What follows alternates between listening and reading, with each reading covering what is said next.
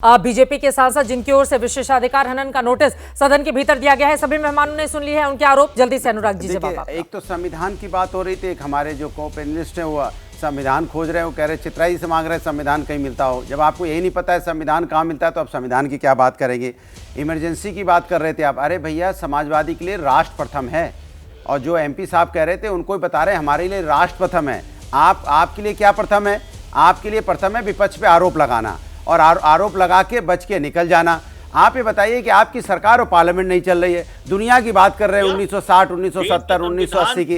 आप ये बताइए ना कि आप देश को क्यों नहीं चलने दे रहे। आप पार्लियामेंट चलाने की जिम्मेदारी आपकी होती है और पार्लियामेंट ऑर्डर में आप नहीं ला पा रहे हैं और दोष विपक्ष को दे रहे हैं। ये पहली बार ऐसा हो रहा है कि उल्टी गंगा बह रही है। भाई जो जिम्मेदारी सरकार की होती है, सरकार अपनी जिम्मेदारी से क्यों भाग रही है? सवाल ये है ना, सवाल ये है कि बात किसान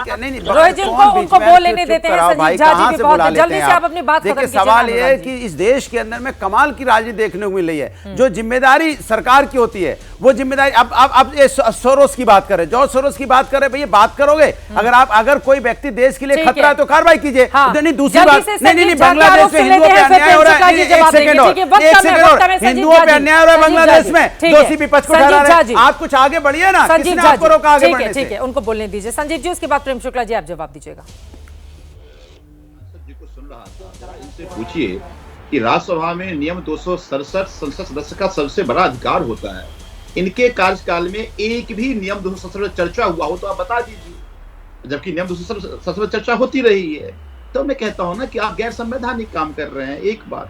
दूसरी बात, बहुत बढ़िया अनुराग भाई ने कहा, अब जो जॉर्ज सोरोस की बात करते हैं, भाई आप सत्ता में हैं, आप कार्रवाई करो ना, आप कार्रवाई करके संसद में रखो, आप चर्चा क्यों करा रहे हो?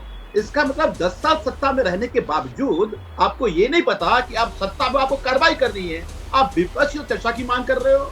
तो इसका मतलब है कि अगर जॉर्ज सोरोस अगर कार्रवाई नहीं कर पा रहे हो और अगर वो किसी गतिविधि शामिल है तो इसका मतलब है कि आप फेल हो, आपके हाथ में देश सुरक्षित नहीं है, आपको इस्तीफा दे देना चाहिए। और तीसरी सबसे इंपॉर्टेंट बात, तीसरी सबसे इंपॉर्टेंट बात, एक बात समझिए, शराब के घोटाले अरुण जेटली जी कहते थे, इसलिए इनकी समझ में आने से बाहर है, देश के मुद्दों को संसद इग्नोर करेगा। अरुण जेटली जी थोड़े कहते थे कि आप जो टेबल पे खड़े होकर नाचिए, तो ये अधिकार उन्हीं के कथनानुसार वो एलओपी थे राज्यसभा का। अरे टेबल पे खड़े होकर नाचने के लिए थोड़ा कहा था। अगर आप देश के मुद्दों पे इग्नोर करोगे तो विपक्ष। अरे टेबल पे खड़े होकर नाचने को नहीं कहा था जेटली जी ने, जो संजय सिंह कर रहे थे। और उसी जिस तरह से नाचने के लिए जेटली जी ने नहीं कहा था, जो संजय सिंह कर रहे थे, और संजय सिंह ने माफी मांगी इसके लिए।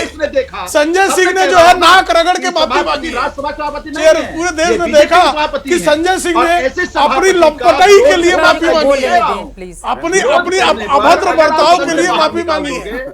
लगातार चिल्ला रहे भाई, शुक्ला जी को क्या तरीका है? लगातार चिल्ला रहे। आम आदमी पार्टी अराजकता आपके डिबेट में भी कर रही है। नहीं बोलेंगे। नहीं, वो तो आप सब जानते हैं आपके डिबेट।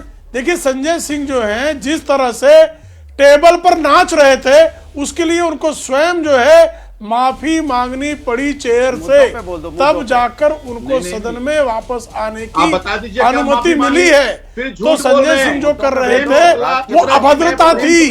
अब माफी मांगी है, संजय सिंह ने माफी मांगी है, सदन में, सदन से माफी मांगी है, सभापति से माफी मांगी है। क्या बात कर रहे हैं आप? सदन से माफी मांगी संजय सिंह ने। मुझे यहाँ पर माफी के साथ आप लोगों का धन्यवाद ज्ञापन करना होगा। बहुत शुक्रिया हमारे साथ चर्चा का हिस्सा बनने के लिए। आगे देखिए होता है क्या, सोमवार को सदन क्या सुचारू रूप से चलेगी या फिर होगा हंगामा, इस पर रहेगी हमारी नजर। ब्रेक के बाद फौरन लौटेंगे, आप देखते रहिए एबीपी न्यूज।